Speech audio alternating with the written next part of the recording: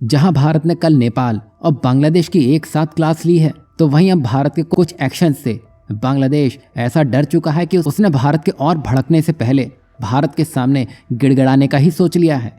तो वहीं जहां भारत सरकार बांग्लादेश में एक्शन लेने में थोड़ा समय लगा रही है, लेकिन भारत के व्यापारियों ने जिस तरह चीन को सबक सिखाया था जो वो आज तक नहीं भूला है, वही हाल भारत के व्यापारी बांग्लादेश का करने जा रहे हैं। जैसा कि आप देख पा रहे हैं, हर दिन बांग्लादेश के लिए एक नई समस्या लाता हुआ दिखाई दे रहा है और ये सारी समस्या दाने पानी से जुड़ी हुई है, जिसके बिना उसका गुजारा होना मुश्किल है। दरअसल हाल के दिनों में भारत और बांग्लादेश के संबंधों में खटास आई है।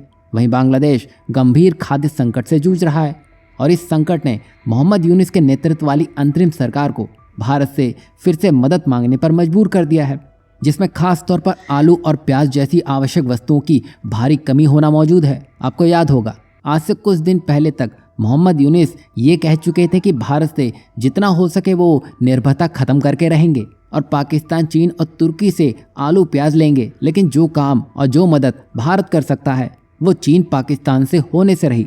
और शायद यही वजह थी कि बेशर्म होकर बांग्लादेश ने भारत से आलू प्याज ही मांग लिए। वैसे ये गवर्नमेंट टू गवर्नमेंट की बात थी, तो भारत ने बांग्लादेश को 468 टन आलू भेज दिए हैं, जिसकी कीमत लगभग $10 लाख है। अब ये पूरी खेप पश्चिम बंगाल के मालदा से जैसौर तक पहुंचाई जाएगी। अब यहाँ भारत सरकार ने शिपमेंट भेज तो दी है, लेकिन इसके अलावा बांग्लादेश ने चीनी आयात के लिए भारत को दरकिनार करते हुए पाकिस्तान से ट्रेड एग्रीमेंट किया है और भारत के साथ ब्रांड वेट ट्रांजैक्ट एग्रीमेंट भी रद्द कर दिया है। मतलब इंटरनेट से जुड़ी सर्विसेज के लिए भारत को ना कह दिया है। वहीं रिश्तों में तनाव का मुख्य कारण बांग्लादेश में अल्पसंख्यक हिंदू समुदाय पर हिंसा है और भारत ने यूनिस सरकार पर इस मुद्दे पर कदम उठाने में विफल रहने का भी आरोप लगाया है। हालांकि शेख हसीना सरकार के हटने के बाद भारत और बांग्लादेश के रिश्तों में तनाव बढ़ा है।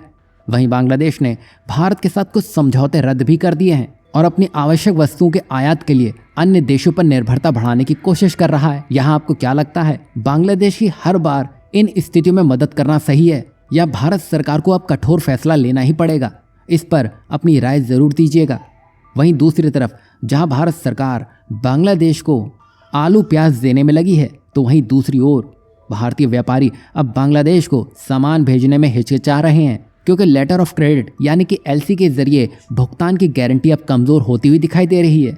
मतलब ये कि भारत से जो सामान बांग्लादेश पहुंच रहा है उसका पेमेंट बांग्लादेश से नहीं हो रहा है। मतलब यहाँ भारत के व्यापारी घाटा उठाने में लगे हैं। यही नहीं, भारतीय रिजर्व बैंक यानी कि आरबीआई ने निर्यातकों से लेन देन में ट्रांसपेरेंसी और भुगतान सुनिश्चित करने की मांग की है।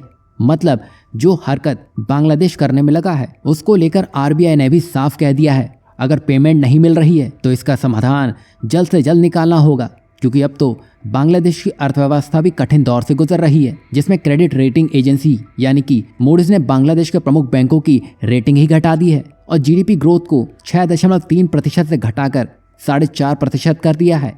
वहीं विदेशी मुद्रा भंडार में भी गिरावट और इन्फ्लेशन ने स्थिति को और भी खराब कर दिया है। यहाँ पर आप देख सकते हैं बांग्लादेश का प्रमुख उद्योग टेक्सटाइल है, जो उसके प्रमुख निर्यातक क्षेत्रों में से एक है। उसके उत्पादन में भारी गिरावट देखने को मिल रही है। मतलब जो बांग्लादेश इतने टाइम से टिका हुआ था उसकी अब नींव कमजोर हो चुकी है। वहीं राजनीतिक अस्थिरता और अल्पसंख्यकों पर बढ़ते हमलों के कारण भारतीय व्यापारी बांग्लादेश से दूरी बना रहे हैं। यही वजह है कि हाल ही में दिल्ली के व्यापारियों ने बांग्लादेश को ऑटो स्पेयर पार्ट की सप्लाई ही रोक दी है, जिससे हर महीने करीब 1000 करोड़ रुपए का व्यापार ठप होने की आशंका है। इसके साथ ही पश्चिम बंगाल, त्रिपुरा और असम के व्यापारी भी व्यापार बंद करने की दिशा में कदम बढ़ा चुके हैं। वहीं भारत और बांग्लादेश के बीच लगभग 70% land based trade Petrapole land port के जरिए होता है, यानी कि यही लैंड पोर्ट दोनों देशों के बीच व्यापार के लिए एक अहम कड़ी है।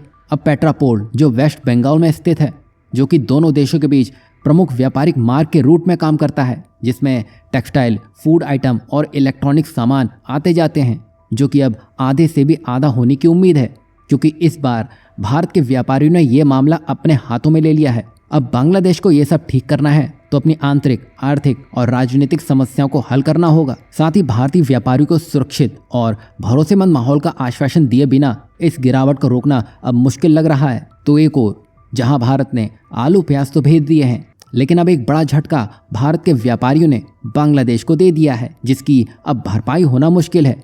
यहाँ आपको क्या लगता है, भारत के व्यापारी बांग्लादेश को घुटनों पर लाने में कामयाब होते हुए दिखाई देंगे?